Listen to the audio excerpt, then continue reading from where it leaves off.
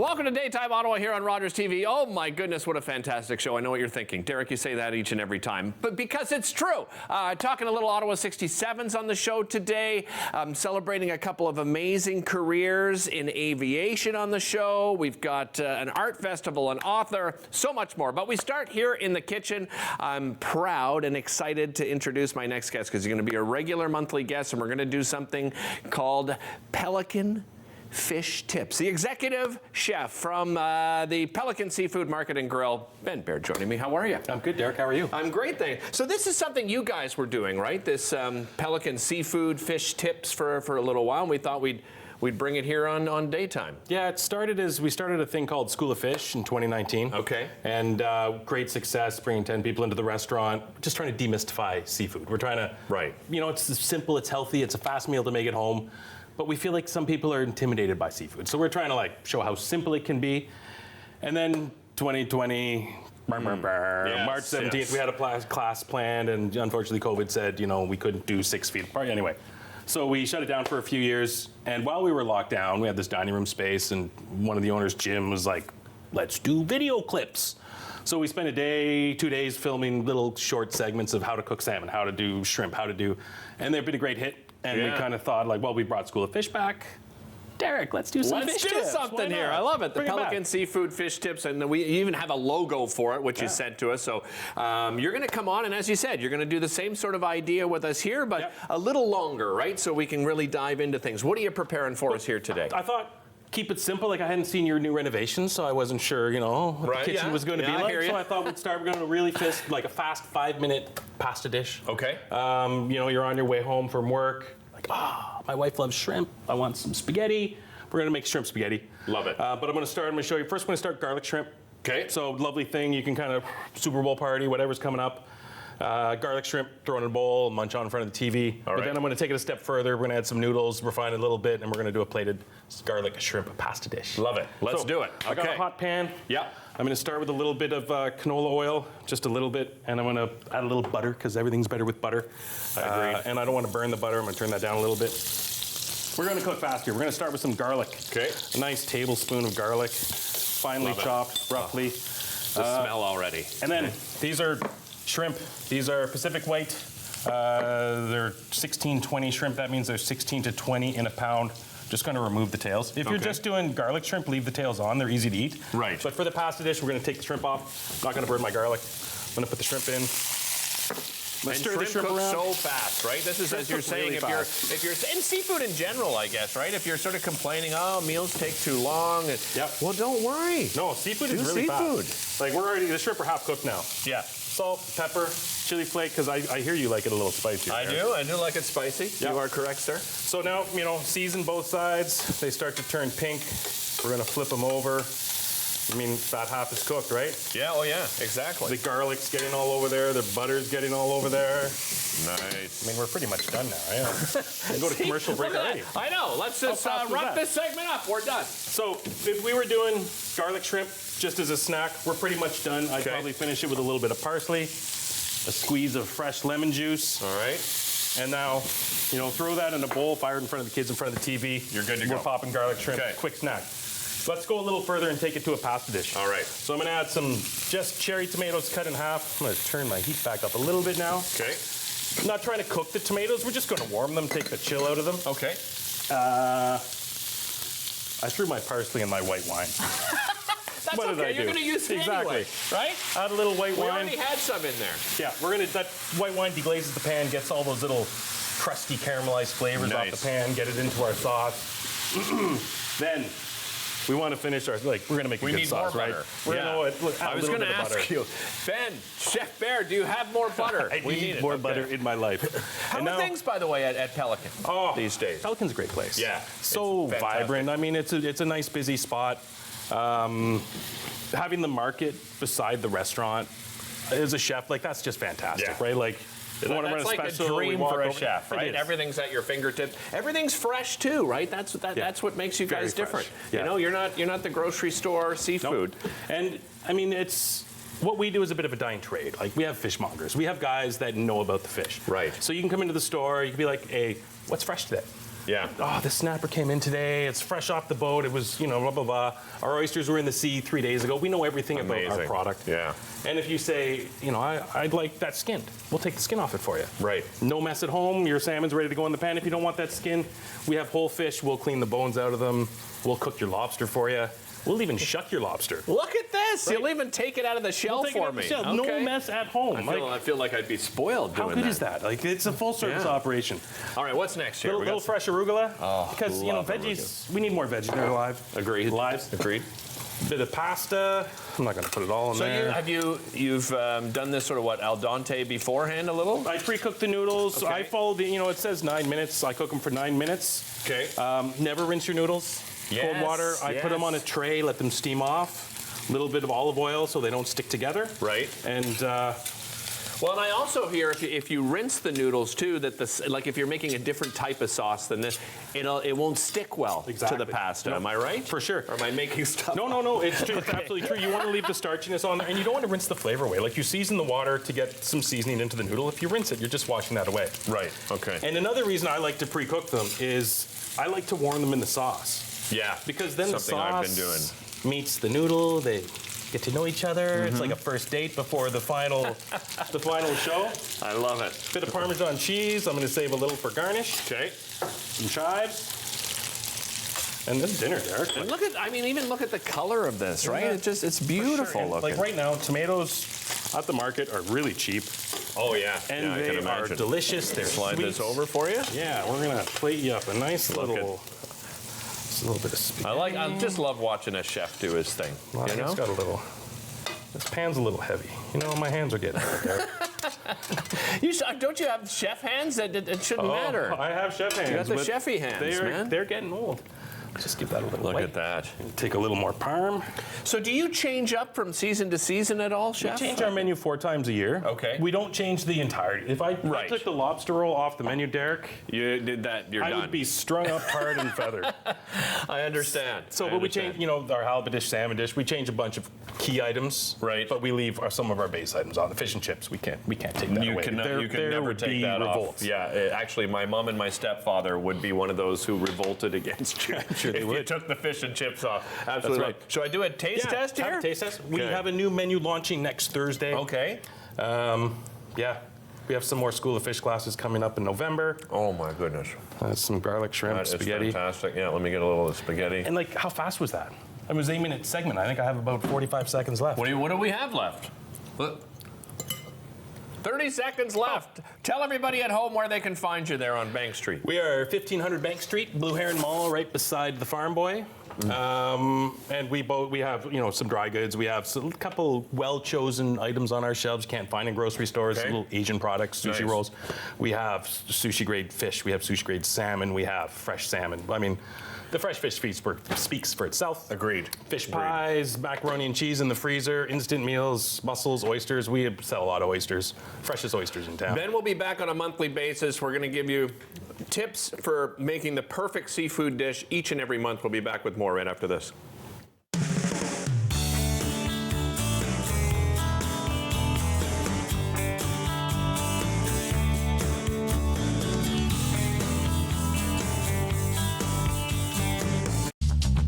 This program is brought to you by Ignite TV. Now you're in command. Visit Rogers.com for more details.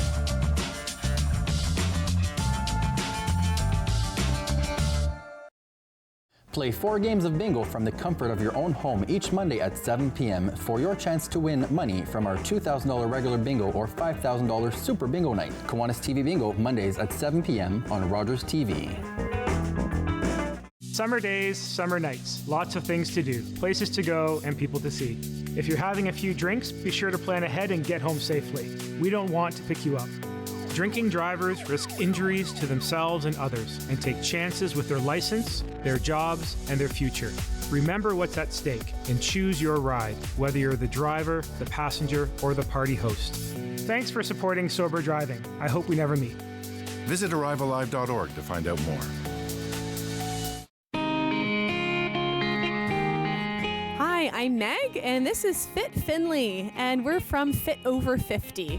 Join me for a new season, which is full of awesome workouts designed for adults 50 plus. Improve your motivation, your strength, and your energy. Join me for a new season of Fit Over 50 exclusively on Rogers TV.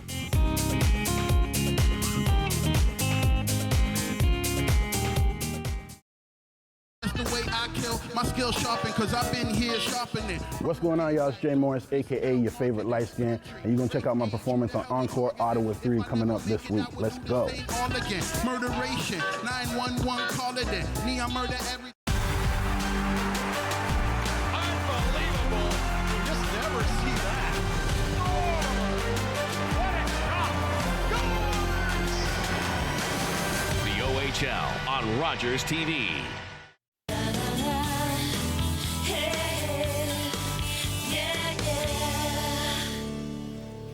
Welcome back to the show. You know that we love talking about art of all kinds here on the show. We have a great flautist coming up a little bit later on in the show. But my next guest organizes just absolutely amazing events. And I love the name of the business because when I think of art, Wall Candy now comes to mind after meeting Andrea. Andrea Elena joins me. She's the organizer and operator of the Noir Art Festival and, of course, of Wall Candy. Welcome back. Great to have you here. Let's talk about your inspiration, first of all, with Wall Candy. Where did the idea come from, Andrea?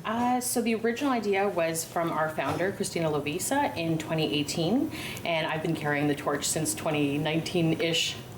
Yeah, and so the idea was what? To bring events so that artists could actually showcase themselves? Yeah, we wanted to have a kind of a grassroots group that would be able to create high-end art events to showcase professional artists. It's been sort of evolving through the pandemic, and now we offer two different types of events. We have one in the spring, which is more welcoming to emerging artists, and then we have our one in the fall that's coming up, which is quite competitive.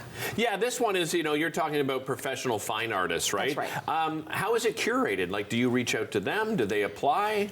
In some cases, we do invitations. We also have a selection committee made up of the artists that support what we're doing. Okay, I see. Let's talk about the festival then. Let's dive right in. What can people expect at this particular festival? Because you do have a theme around it, right? That's right. So last year we did a masquerade theme, and this year we're doing a Day of the Dead theme. It's in collaboration with the Mexican Embassy and Ottawa's Day of the Dead Festival, the one that happens in the Byward Market. Right. We also have a feature artist. Her name is Dulce Tap, and she's Mexican. She's also helping us execute this in a robust and culturally respectful way. How did that partnership with the Mexican Embassy come to be? Through our artist, Dulce Tap. Oh, really? Yes. Okay. You brought some pieces along with you here. Which ones do you want to talk about to start things off? We can start with the Frida. This one yeah. here? Look at this. This is amazing. Here, I'm going to just put it up to my camera here. Tell me a little bit about Frida's art. So this piece is a reproduction made by Cor Beatty. He has the original painting. Okay. So this is just the smaller version of that, which is being donated to our silent auction. So our Noir event has a gala on opening night, which we have a silent auction in support of Queensway Carleton Hospital, and we have over $16,000 worth of donated pieces from the exhibiting artists in the show, and this is one example. And the other reason this is a good example is because the altar that we have for the gala is we're trying to make it as authentic as possible, and one of those components involves honoring someone. So we're going to be honoring women, women artists. So we have a Frida Kahlo, and we also have Emily Carr. Excellent, wonderful. That's a great idea. What about this one over here? Because just speaking of the theme, right? This one stood out to me right away. Tell me a little bit about that piece. So that piece right here is made by Dulce Tap. That is the original, and she does a whole series. Her work is mixed media and collage, and she does a whole series on Katrinas. And in the Day of the Dead, the Katrina is very central. It's very iconic with that sugar skull makeup. So she does those types of pieces, and that piece will be at the event as well. What sort of other mediums will we see at the event? It's a really good show, Derek. Really? Yeah, so we have a lot of paintings, which is amazing, really cool subject matter, but we also have some unique formats. So we have one potter who does pieces that hang. They're very beautiful, nature inspired, and we have another artist who carves things, or I guess burns them through metal, so they're large metal pieces. Of course, you have different watercolor, oil, acrylic, just a variety variety of mediums. You mentioned the Queensway Carleton Hospital. Any particular reason you chose that as your fundraiser? Well, one of our exhibiting artists is actually a connection, and it was a suggestion, so they put us in touch, and it was a really great match. You mentioned the gala, right, that kicks things off. Tell me a little bit more about the gala and what people can expect. You still have some tickets available, right? Yes, yeah, they're starting to really move quite quickly as we get closer to the event. So the gala is on November 2nd. It starts at 6 p.m. It's at the Horticulture Building. It is a fundraiser in support of Queensway Carleton Hospital, and we'll have, it'll all be Day of the Dead theme, so we'll have the altar already set up. We encourage people to come either in sort of a black tie or in costume, so you can indulge and celebrate the theme. There'll be live performances from classical musicians, so we have a violinist and a guitarist, and folkloric dancers. And there's a gastronomic salon with a whole bunch of restaurants from Ottawa that will also be participating. Will all the artists be there? Like, is this a chance to actually like do a meet and greet and talk about the artists and their work? That's a great question. Actually, we do have a meet and greet scheduled on Friday, November 3rd. So unlike last year where everything was combined together, this year we're kicking off the festival with a gala, and then we'll do an artist meet and greet, which will have Ottawa Art Gallery coming to do a Best in Show award for our artists. Oh, fantastic. Oh, that's a great idea. You brought some other pieces here, so I want to talk a little bit about that. Let's talk about this photograph here over here. So this is from Dan Hughes. He's a celebrated Canadian photographer, and he also does travel photography from different places, really fascinating places. Right. So this is actually at the Arboretum. It's the greenhouse there. I thought I recognized it. Okay. And it's from my own personal collection, just a sample. Yes. Oh, good for you. I love his work, and he's one of the artists who helps us a lot with the show. And then I wanted to bring another little sample of an artist that is also going to be in the show, and this is. Here, I'm going to hold this piece up. I apologize. No, it's okay. Don't apologize. Yeah, tell me a little bit more. So that's by Denise Guillemette. She's an artist from Quebec. She's joining us this year. Also my personal collection. I love supporting the artists that are in the show. I have quite a few things, and I think a lot of artists in our show are like that. So we'll have a variety of artists, and this is a good example of the kind of the range that we'll have there. Right. Is your house now like pretty much a museum or a gallery? Yeah, I was like, which one do I bring that hasn't been on the show before? That is all. And you brought this book as well. Tell me a little bit about this book. So that was lent to me by the artist Dulce Tap to give me some inspiration for how we're going to assemble the altar. We're going to be working a lot with that black and orange color scheme, and so you'll see there's components. These flowers here, they look like marigolds. They're called cempasúchil. Right. And other themes include monarchs and hummingbirds. Amazing. I'm going to flip through this before you go. This is absolutely spectacular. This is over a 4-day period, right? That's November right. 2nd to 5th? That's correct. Excellent. Always a pleasure, Andrew. Thank you so much. And congratulations on all your success again. That is happening at the Horticulture Building November 2nd to the 5th. The gala, by the way, will sell out. So if you haven't gotten your tickets yet, please get your tickets beforehand. Don't go anywhere, because coming up after the break, Ottawa 67s hockey is back. Host of the Ottawa 67s here on Rogers TV, Kurt Studley, joining me. We'll be right back after this. Don't go anywhere.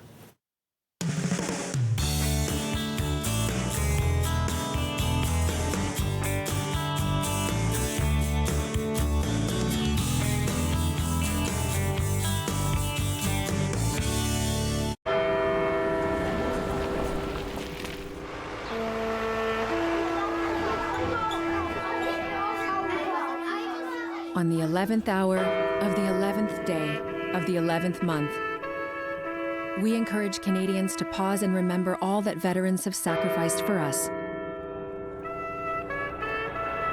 lest we forget.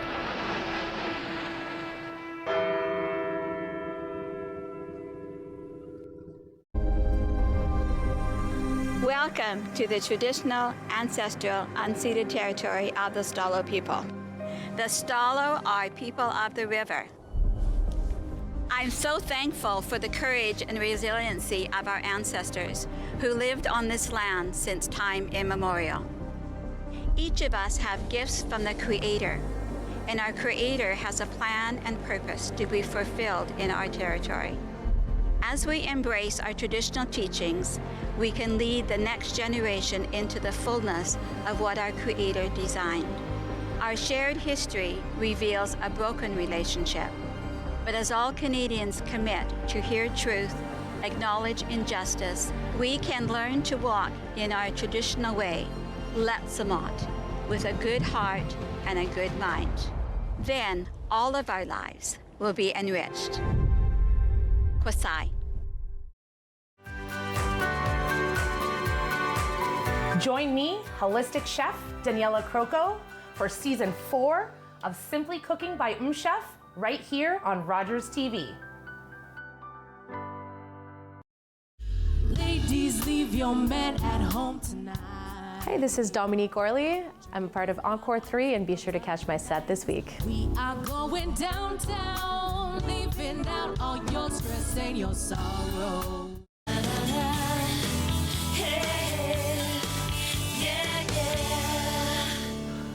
Welcome back to the show. A familiar face joining me here on the show. And as I said just before the break, so exciting. Ottawa 67's hockey is back. A little bit of a slow start, 1-2, but you got a lot of NHL guys that, you know, had a look at the NHL camp, and you know it's a little slow coming back to the team, but it looks like a very promising season again. Kurt Studley is the host of Ottawa 67's hockey here on Rogers TV. Joins me in studio. How are you? Good, my friend. How are you? I'm doing great. It must be exciting for you guys as a team. It is. Get back. Yeah, we were really looking forward to it. You know, we expected last year's playoff run to go a little deeper. It did not. But we were excited to get back at it, and the young lads were, you know, excited to. You get to know them over time. I was going to ask you about that. Yeah. You get, you know, you become kind of friendly with the guys and see how they make out, and cheering for them, of course. Yeah, we're back at it, and as you mentioned, a little bit of a slow start, but. I don't know how they could improve on last year. I think they won their first 10 games or something last year. And then it was like 18 out of 19 or something like that. It was crazy. So, yeah, a different year, a different group, but an exciting group, and it'll be exciting hockey at TD Place Arena all season long. And Kurt, I guess at you know, at this level of hockey, that turnover is every year, right? Yeah. I mean, you're really looking at, what do you lose, like 7-8 guys probably every year? Yeah, although I think the total number of 67s that are back this year is 17. Okay.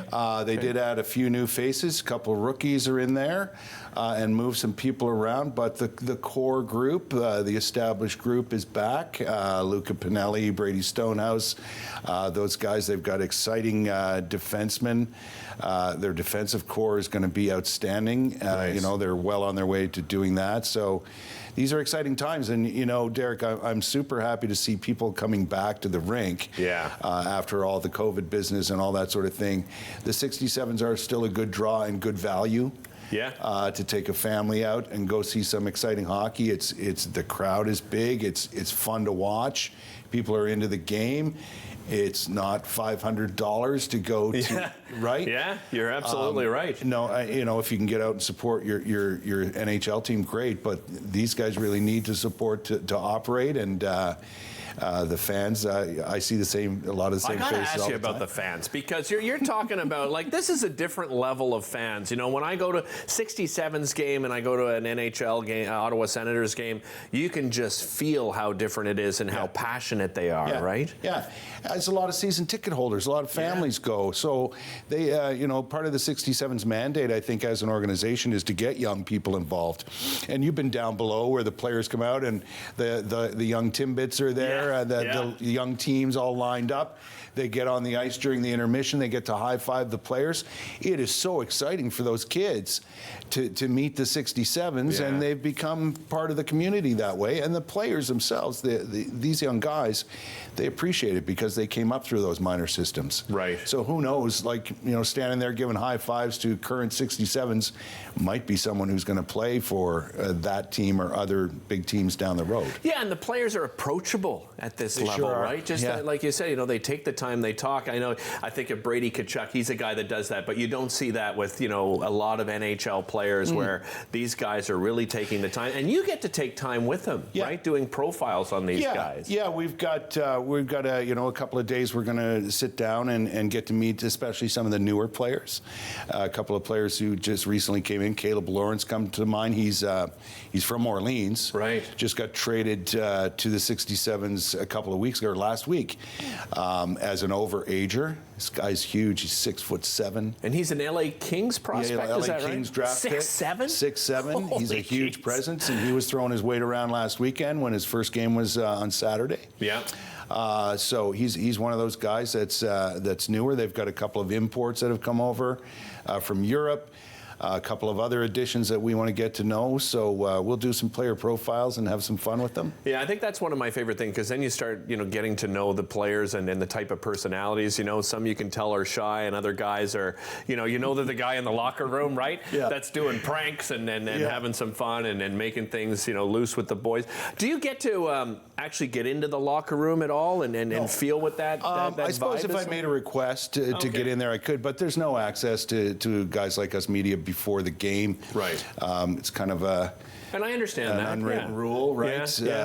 But I know that they do, when they go out for a warm-up, sometimes they'll invite some of these minor teams to tour the dressing room. Nice. And then line the hallway as the players come in for warm-ups, which is super exciting. But I've been in there. It's they've got a nice facility for nice. And they've got it all, really. They've got the school attached to TD Place, right, where these young fellas go to school. Right after practice, what a system they have in place.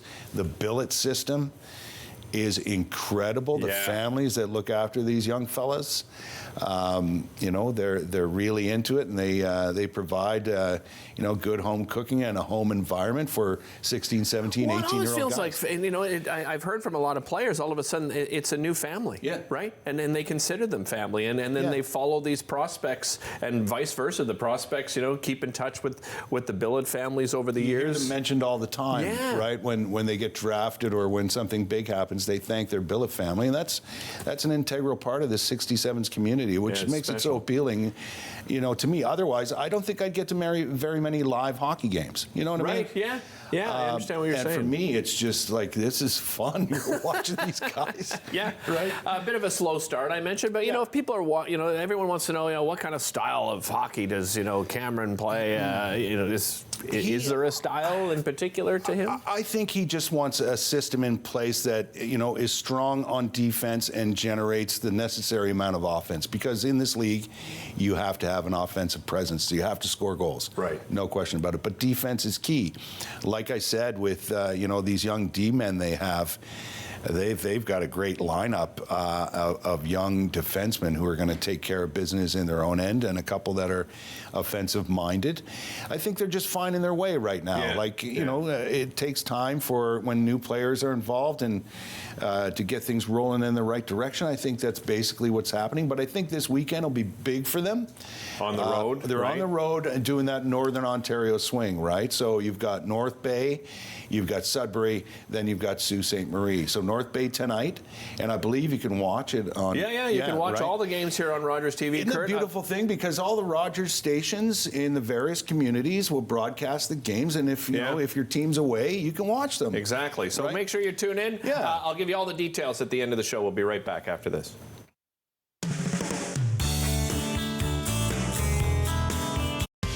I'm Wendell Clark with a word about winning. We all know it takes a team effort in any sport and with any challenge. You can be a part of the winning team that shuts out impaired driving. Whether you're out on the town or just hanging out with friends, drink responsibly. Always have a plan for a safe ride home for yourself, your family, and your friends. You'll be helping to shut out impaired driving. Visit ArriveAlive.org to find out more. Arrive Alive. Drive sober. Learn all about the creation of the National Capital Region on The History of Ottawa, according to Phil Jenkins, on Rogers TV.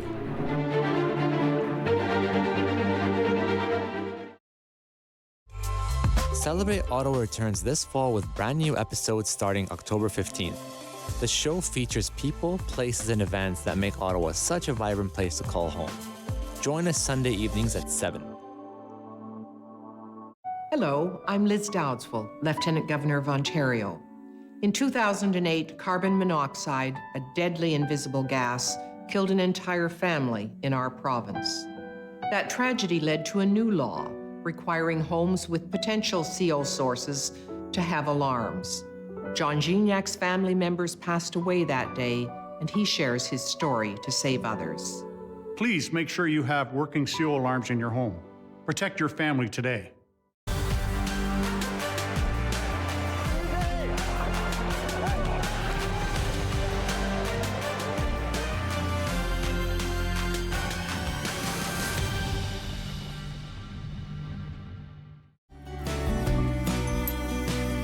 Join us for season 4 of Simply Cooking by Chef, Sunday nights at 8 o'clock, right here on Rogers TV.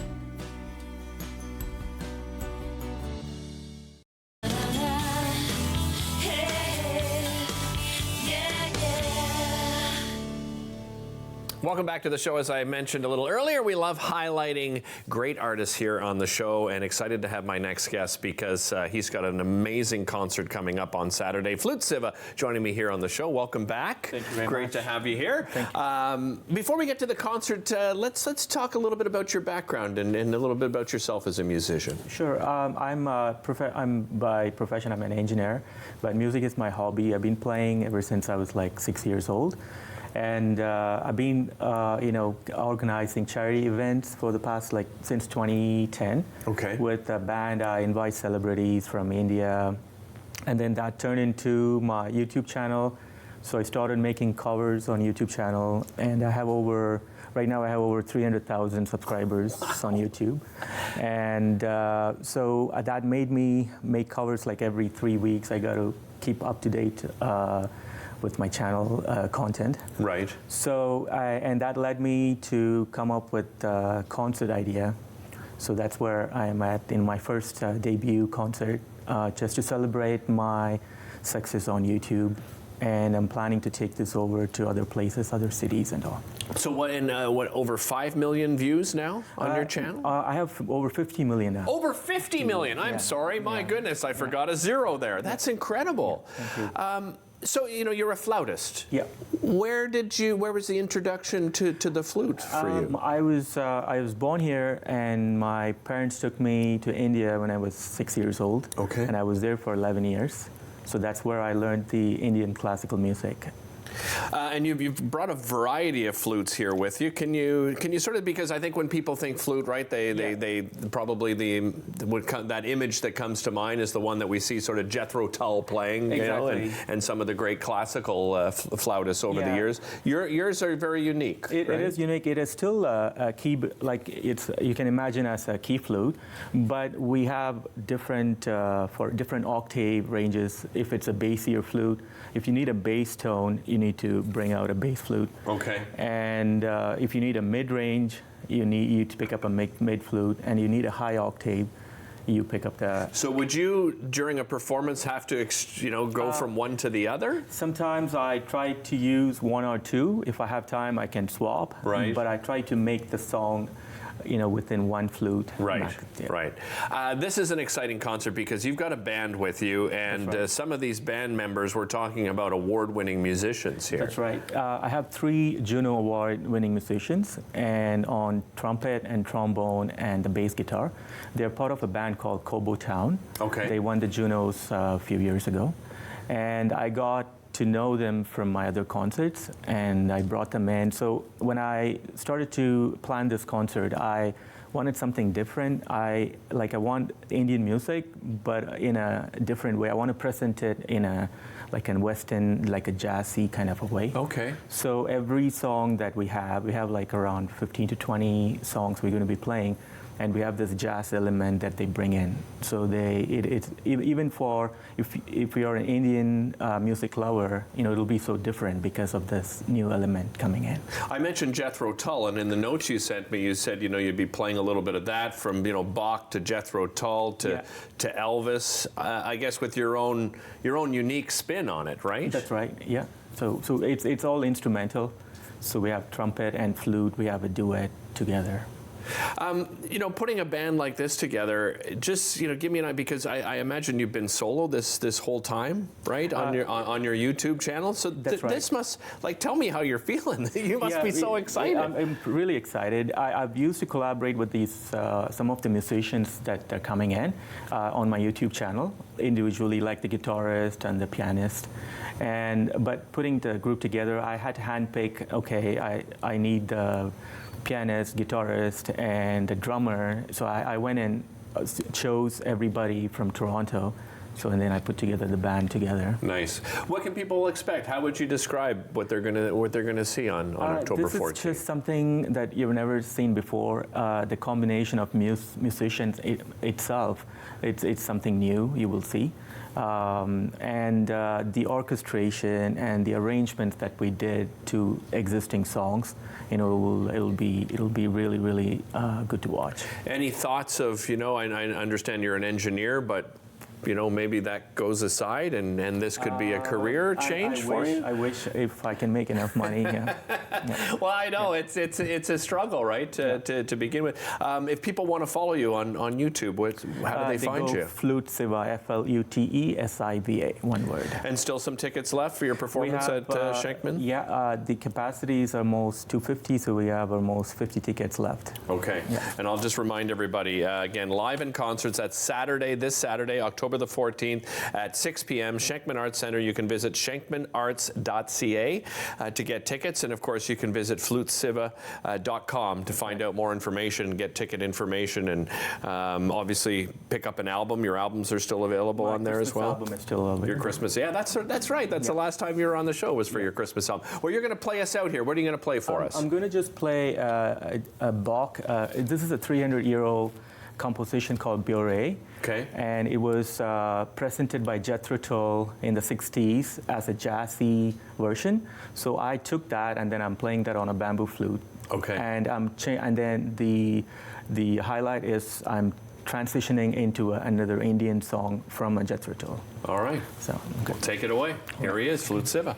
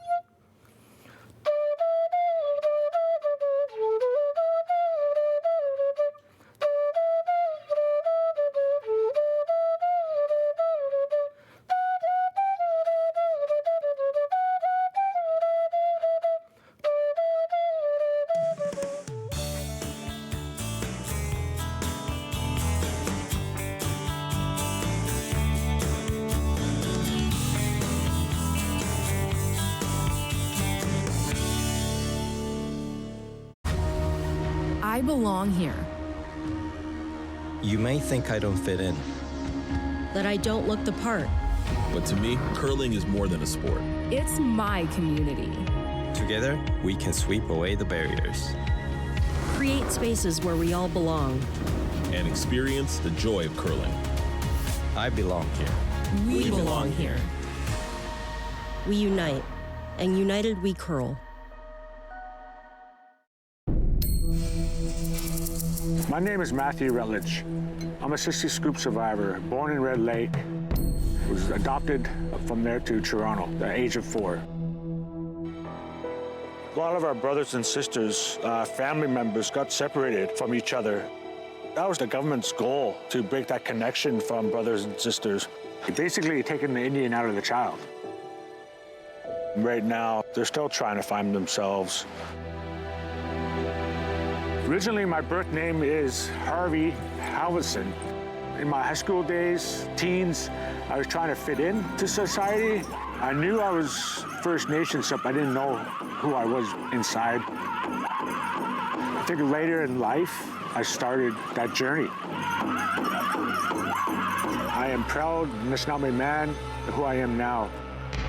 I love life, who I am. Play 4 games of bingo from the comfort of your own home each Monday at 7 p.m. for your chance to win money from our $2,000 regular bingo or $5,000 super bingo night. Kiwanis TV Bingo, Mondays at 7 p.m. on Rogers TV. The way I kill, my skills sharpened, cause I've been here sharpening. What's going on, y'all? It's Jay Morris, aka your favorite light skin, and you're gonna check out my performance on Encore Ottawa 3 coming up this week. Let's go. All again, murderation, 911 call it in. Me, I murder every.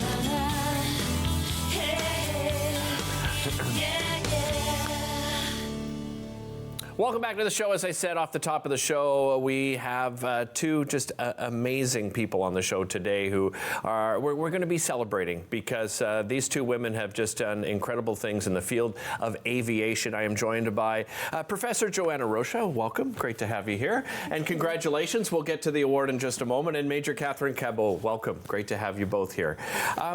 Let's start with you, Professor.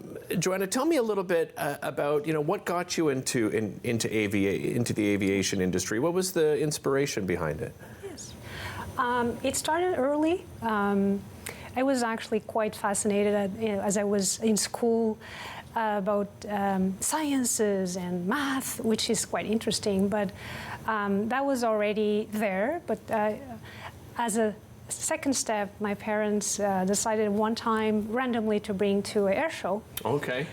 And I guess that was the last spark, and I wondered, really the question in my head was, how is it possible such a heavy machine to be in the air and fly? And that question stayed.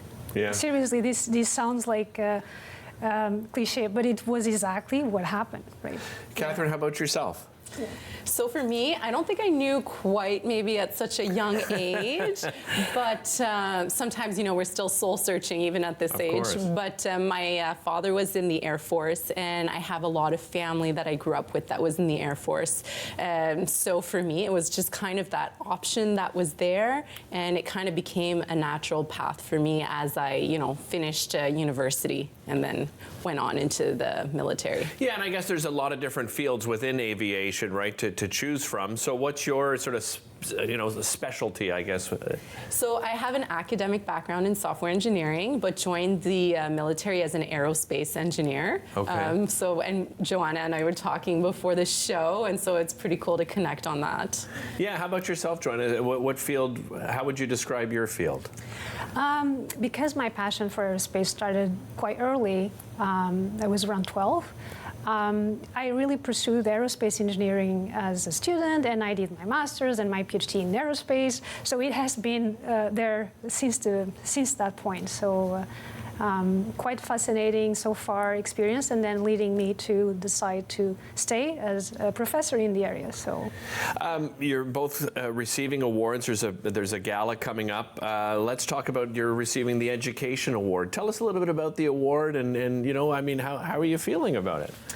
Well, first of all, I guess I would like to say that I'm deeply honored to receive this award from Northern Lights Aero Foundation.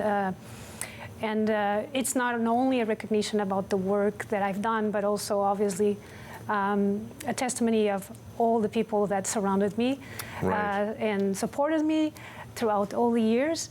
So basically this award is recognizing a teacher or professor that has contributed to teaching in the aerospace field, research in the aerospace field, throughout the years, if we can summarize it that way. Yeah, it's perfectly summarized. Catherine, you're receiving the Government Award. Tell us a little bit about that award and how you're feeling. Yeah, so again, I didn't really know what that award was when I first got the call to say that I was a recipient. Did a little bit of background check on that, and it's pretty amazing. It's honoring women in aviation, and for me, really in that government-specific category. And what it means to me is really about, celebrating achievements that women have made in aviation. And I think what's important with that is to showcase it, just kind of like we're doing it today and at the gala, so that we can inspire others to also join the aviation field, because I think there's quite a big underrepresentation of women. So celebrating these achievements is really important. I want to talk about your role as, I believe it's aide-de-camp to the Governor General, senior aide-de-camp to the Governor General. Tell me about that role and what that's been like for you. So that's something new that I started this summer, because we get posted in all sorts of different places in the military. this being one very unique opportunity. So we're a team of 4 aides-de-camps. So we're 4 military members that are posted for a period of time with the Governor General, and we support her in executing her program. We do the sort of that ceremonial protocol element as well, and we're really there to just kind of support her 24/7. So if you see that person in a military uniform next to the Governor General with that gold braid, that's one of us. Okay, very cool. Joanna, what about advice you would give? So, you know, to women, young women, actually not just young women, but any woman, you know, wanting to get into this field, what advice would you give them? I think I would start by saying that don't look to stereotypes, don't let that being a factor or deter you to follow a passion or a dream. I think sometimes we hear here and there voices, it's difficult. It might not be easy for you. I think it's possible. It's a process to get there. Just believe it's possible, and likely, if you have a passion, if you have a dream, likely you'll be able to contribute something and quite unique to the aerospace. Right. Another thing is, I would think, surround yourself with supportive people, mentors, and that definitely was a factor for me. And I had really great mentors throughout the way, in which even today I appreciate talking and bringing that to the picture, because it made a big difference. Kathy, what about yourself? And not just aviation, but I would say even the Canadian Forces in general. What advice would you give to women? Well, basically dare to dream, and kind of like Joanna said, sometimes people's dreams, they might not seem achievable to others, but don't listen to that. Surround yourself with those people that will support you. Everything that's negative is just noise, and don't be afraid of the hard work, and don't be afraid of the challenges and sometimes the unknown. You kind of don't know where you may end up going, right? But just persevere and keep going forward however that feels to you, and you will end up where you should be. Great advice from both of you, and congratulations again. Thanks for joining us. Thank really you. Appreciate it. We'll be right back with more Daytime right after this.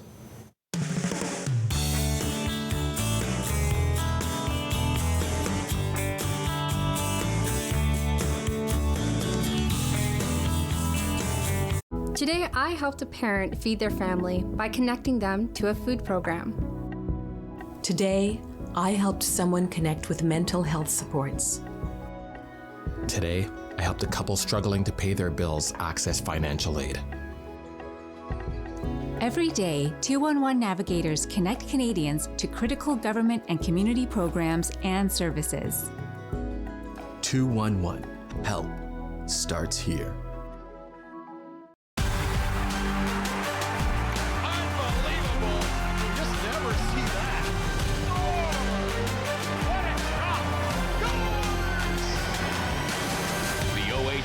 On Rogers TV.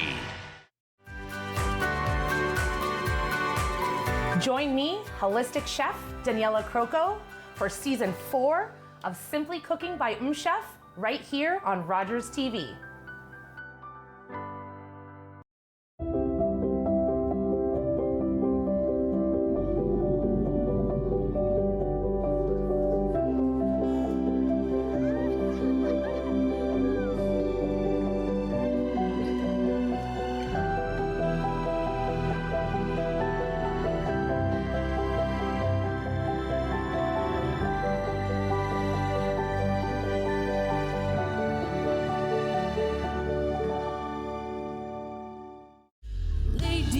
Your man at home tonight.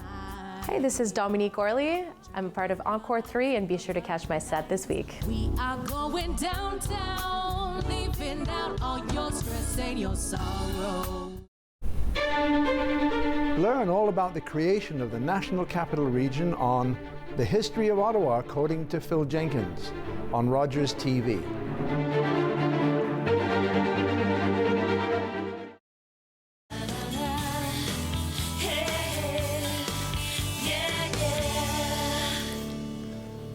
Welcome back to Daytime Ottawa. Just so many great artists on the show, so many great artists in our community. My next guest fits that exact description. I'm joined by author Grant Usek. Grant, welcome back to the show. It's been, what did you say, 12 years? It's been 12 years since I taught you how to mini putt here. That's right. TL and I. It was TL and I you taught how to. Well, and I mean, obviously a lot's changed over those 12 years. But before we get into, this particular book, let's just talk a little bit about your background, Grant.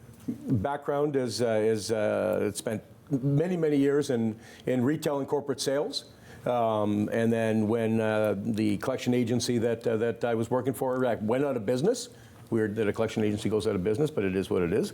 I went back to school at Algonquin and took the Festival Event Management program. Okay. And over the next 16 years that I worked events, I'm proud to say that raised over $9.1 million. Wow. Of which $4.8 million was actually net proceeds through different events that I ran, the High Tech Hockey Tournament, Brian Smith Memorial, the Jesse Palmer Invitational Golf Tournament, and so many others. Congratulations on that. I mean, what great success. And now you're an author. This is your first book. What inspired you to write Away?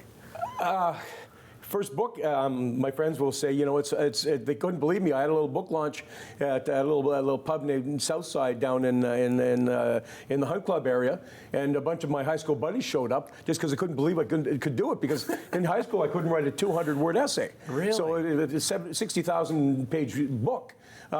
I had broken my ribs on a fall down the stairs back in January and couldn't sleep. If you've ever had broken ribs or separated shoulders, it's impossible. They can give you as much morphine as you want. Mm-hmm. You can't do it. So I would get up in the wee hours of the morning and listen to music. I'd listen to you on YouTube, and you'd throw in a song, and then, of course, their AI gives you a whole bunch of alternatives. Right. And I kept going through some of these alternatives, and one song kept coming up. And it was a blue rodeo song called One Light Left in Heaven.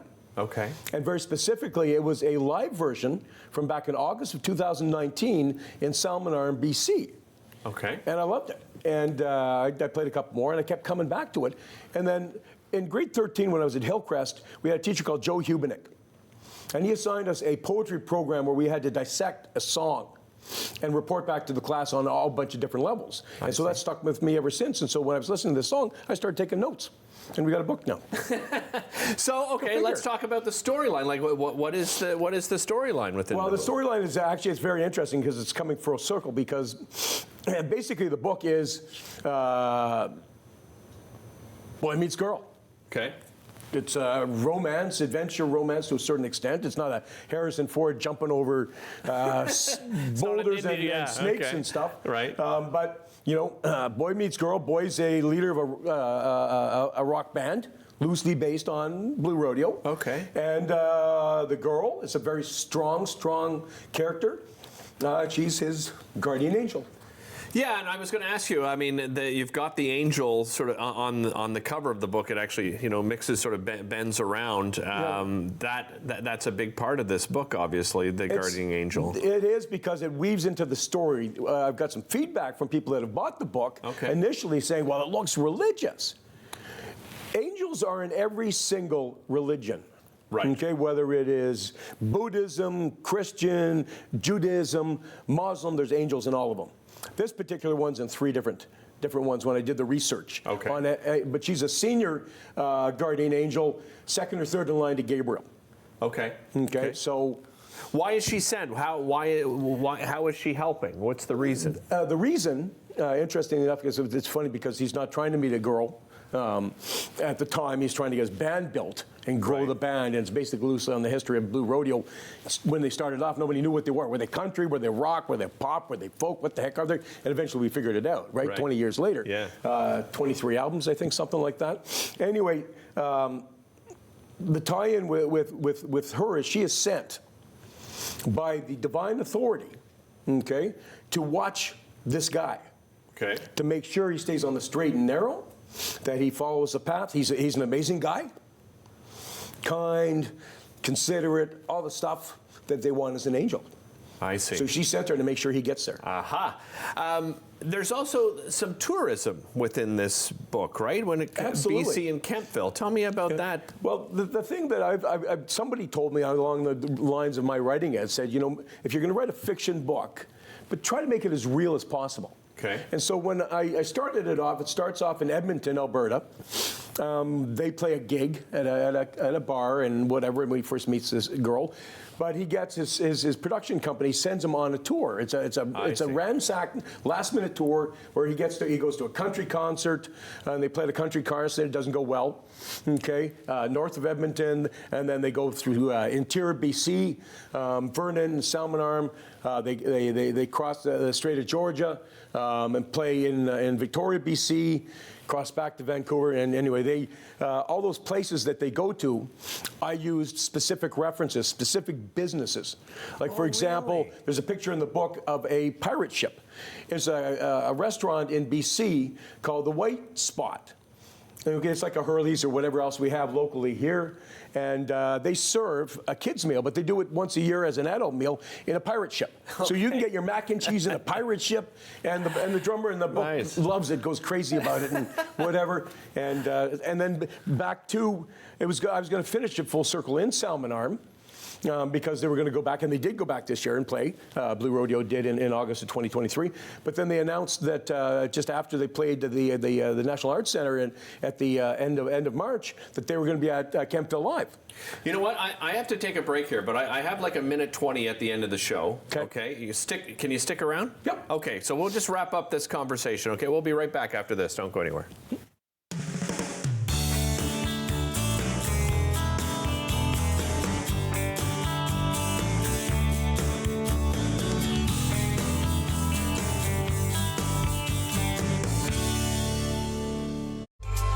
Celebrate Ottawa returns this fall with brand new episodes starting October 15th. The show features people, places, and events that make Ottawa such a vibrant place to call home. Join us Sunday evenings at 7.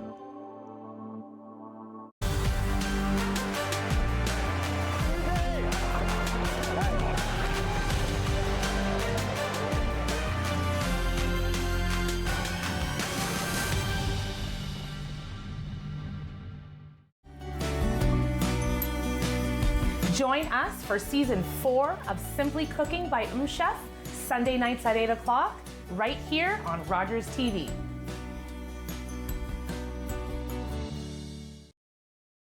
Play 4 games of bingo from the comfort of your own home each Monday at 7 p.m. for your chance to win money from our $2,000 regular bingo or $5,000 super bingo night. Kiwanis TV Bingo, Mondays at 7 p.m. on Rogers TV.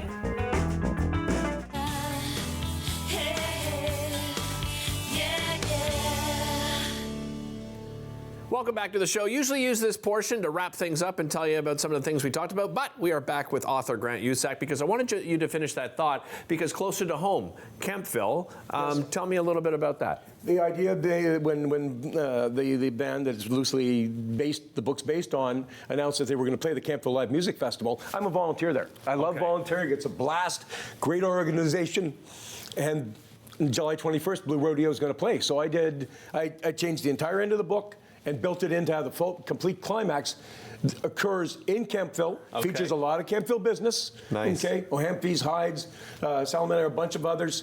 But the climax actually happens during their concert. Okay. At Campville Live that night on the 21st. And you're going to do an event as well there, right? Yes, in Campville, I'm going to be at 2 farmers markets on October 22nd and then 29th, so they can come buy the book, order the book, get it signed, ask me questions, and then we're going to do a really cool walk-in talk on November the 22nd, where we're going to walk around that old town Campville, and I'll do readings about the books, and then we're going to have a social event afterwards at O'Hamphees. I love it. Congratulations on the book, Grant. Thanks for joining us. Awesome. Really appreciate it. Don't forget, 67s hockey coming up this weekend. We'll tell you more about it on tomorrow's show. Thanks for watching. We'll see you next time. Call the Rogers TV viewer response line, email us, or connect with us on social media.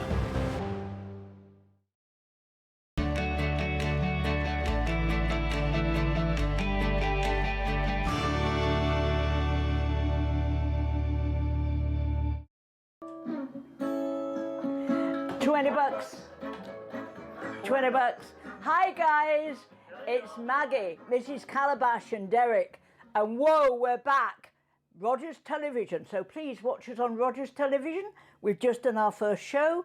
It was Anytime Shrimp Special and an Asian salad. So please remember, Rogers Television, Mrs. Calabash cooks. I'll see you guys, and it's great to be back. Bye. Ottawa, it's the national capital of Canada. But how much do you know about the city's history?